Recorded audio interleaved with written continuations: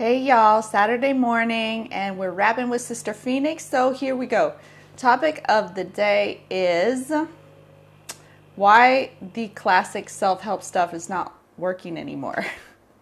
So for those of you who are really sensitively tuned in to what goes on in the waves of collective consciousness and where we are anthropologically as a human species, will notice that self-help stuff that we've been eating up like crazy, like candy, is no longer working. So I wanted to let you know why. So we've had a few shifts in our collective evolution. So number one, the self-help stuff that we're classically used to was very much in the informational vein, but not so much in the being vein. So there were lots of 7 steps to this, or how to do this, or how to be successful, or how to gain wealth, or how to do, and it was very heady. It was all in the head. Some of it touched on the emotion and the being state, but it was very information heavy and not very embodied, let's say. So what ended up happening is that we had a lot of hypocrisy in the teachings and in the teachers and in the organizations that were teaching such things. And we're so done with hypocrisy as a human species, especially the millennials. They're not having it.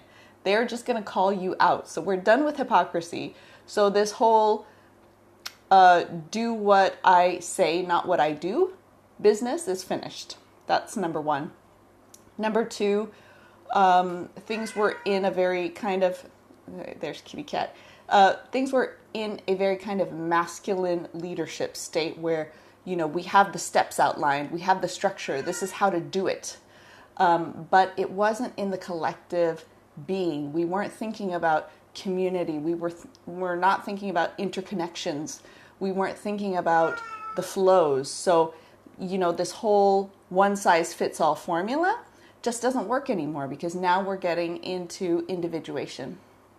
We're getting into the fact that, we are individuals, and we are so different as individuals that we need something so individualized. We can't always follow the formula to the T. We might have to modify the formula, combine several different formulas, evolve the formula, all of those things. So now we're, I'm going to let Kitty Cat out because he's freaking out. He's like, I don't want to be trapped in here.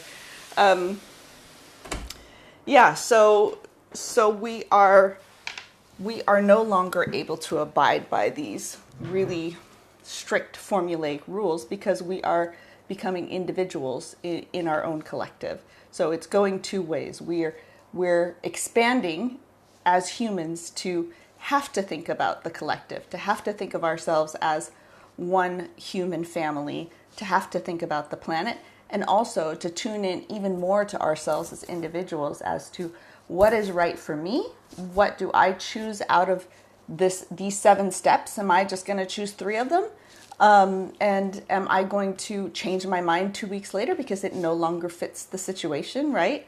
We have to be hyper agile, hyper tuned into what's going on with ourselves, and hyper tuned into the good of our planet. So, these classic formulas, unfortunately, have lost their power, which doesn't mean that they're, completely impotent, but it means that, that as we all evolve and grow, we've phased out of that phase, and now we're on to a more collective approach.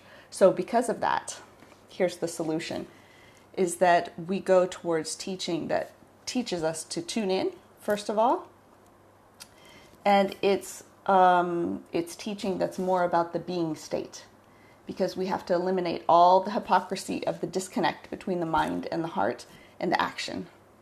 There is no room for disconnect anymore. We have to be completely aligned, which means the teaching has to be completely aligned and teach us how to get completely aligned. And so that's the new evolution of self-development, and why you might not be so jazzed about all the classic teachers anymore. Because, that day is done. On to another one. Bye.